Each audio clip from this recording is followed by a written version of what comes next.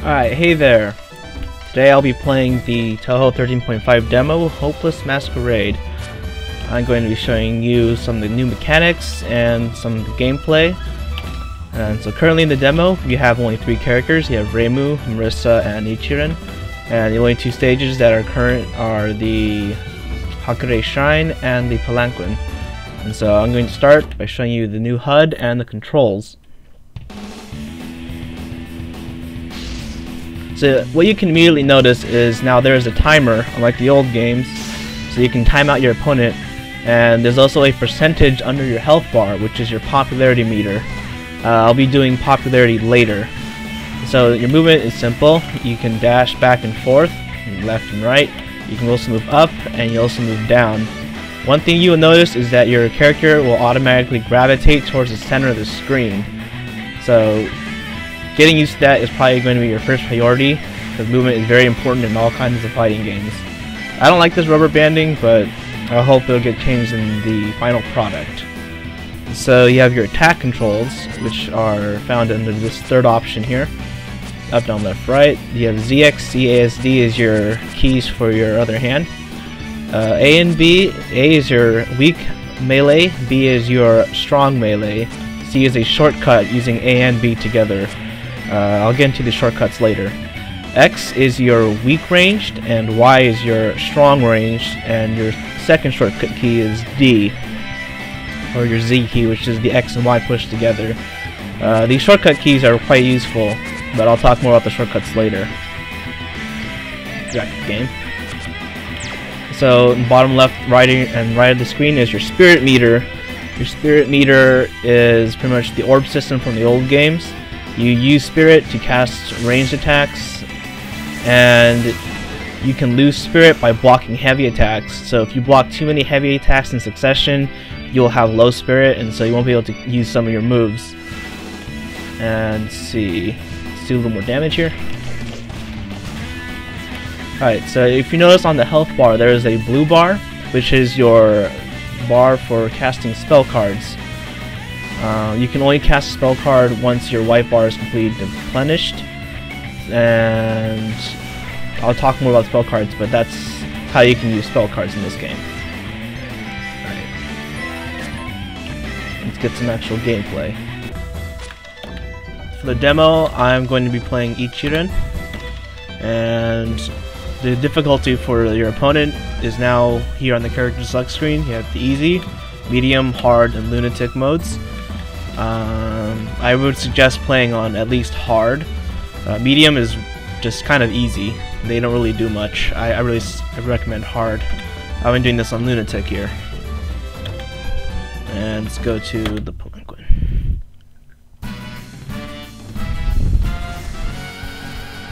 Alright.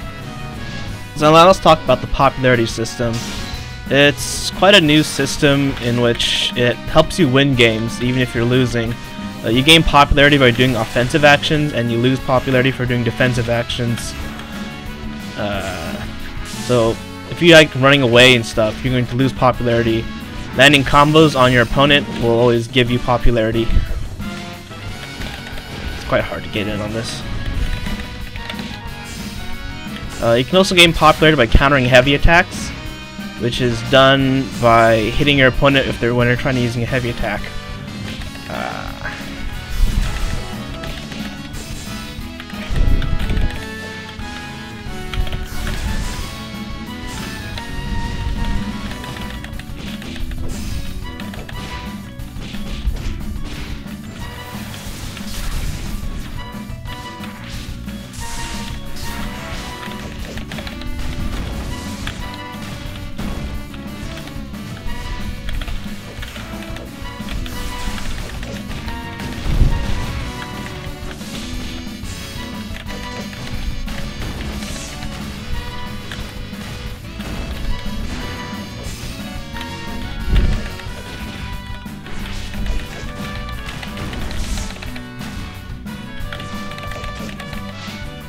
Alright, that was a close one.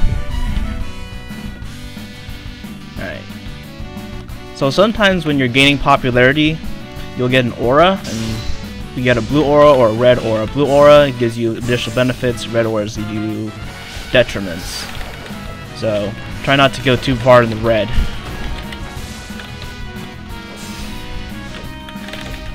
If you look at your character's portrait, there's a circle around that represents your popularity.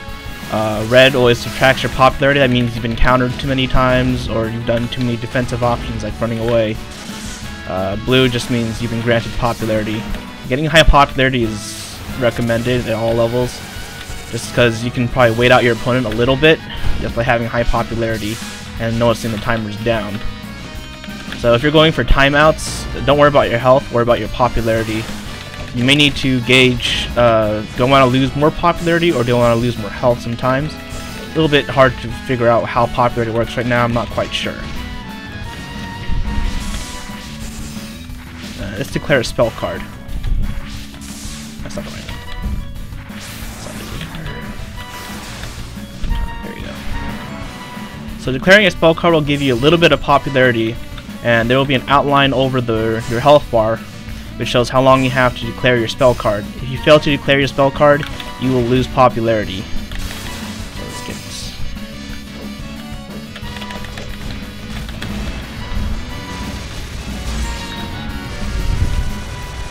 Spell cards do quite a bit of damage. And that's one round. Now let's switch opponents out.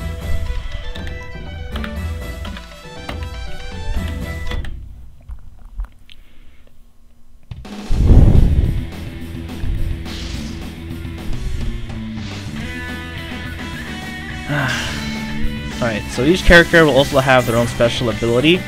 I think they'll probably be kept track by the little icon next to the spirit meter. Everyone has a different ability. Each heroine's special ability is a rage meter that builds every time she takes damage.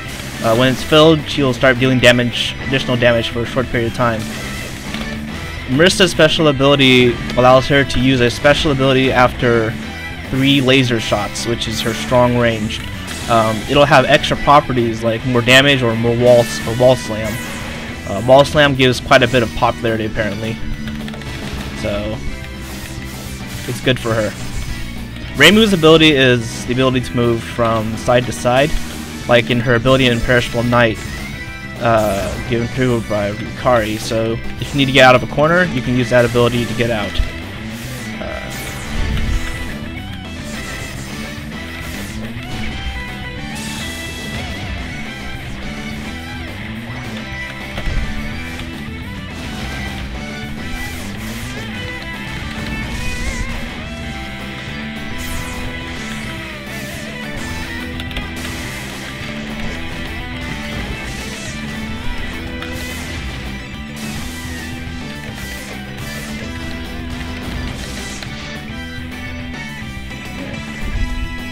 So this is close too, because I did not win. Her popularity was only a little bit lower, but if she had higher popularity, she would win, even if she was about to lose. So keeping track of the popularity is very important in this game.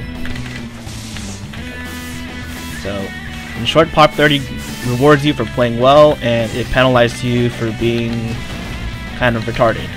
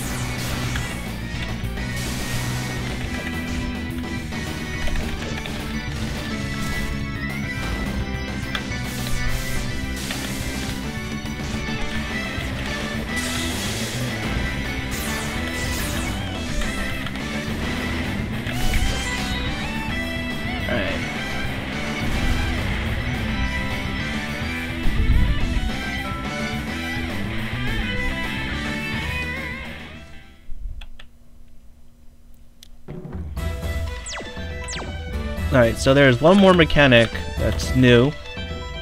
Instead of the spell card system, there's now a skill set which you can bind to your shortcut keys. So A and B, your shortcut will be default C, and for X, Y, your range attack, your default shortcut key is going to be D. So for example, so we have the Yin Orb. Say you want the shortcut to be your C forward. You can change that right here. So C forward, there it is. So you can change however you wish. This is pretty cool system. You don't have to worry about unlocking spell cards anymore. I believe all the skills will be available, hopefully. If you're planning to do it yourself, go ahead and just look at the moves themselves. If you notice, there's like a plus minus on there. It has something to do with religion. I'm thinking the religion will have to do with popularity, but I don't no idea what they do right now. If you're looking at spell cards are the ones with the brackets around them. And you have a final word, which is only available, or last word, final word, that's only available if you reach 100 popularity. Usually if you get to 100 popularity, you're probably going to win. If you don't win, you're going to take a big popularity deficit. There are also items here. There's 3 of them. You have the Reimu's Seal. It works like the other game's Bomb, which you can like counter your opponent. You have Marissa's Mushroom, which gives unlimited spirit for a short period of time, but after the effect runs out, you will be unable to use spirit. And you have Unzan's Wheel, or Ichun's Wheel, I don't know. But the wheel pretty much allows you to use Unzan for one time, but sometimes he won't come out. It depends on how the match is going, so this is completely random. You can have up to 4 shortcuts at a time, or 4 sets. Putting a skill on a different set kind of changes the projectile itself. So if you're using Yokai Buster on up, she's going to be Reimu is going to shoot her Yokai Buster up. But if you put it on the down shortcut, she'll move it to down instead.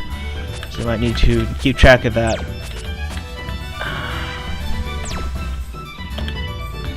So there's one more mechanic that I forgot to mention is limit, which is no longer present. It's called stun now. And when you get stunned, you are there's 2 kinds of stuns. There's a white stun and a red stun.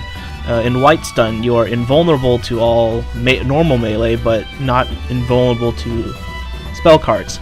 If you are red stunned, you have already either been hit by a spell card into the stun, and you will be invulnerable to everything for a while. So that just covers the limit portion. The rate system is still intact, and it's fine. And that's pretty much the demo. I kind of like it, except for the whole rubber banding towards the center of the screen.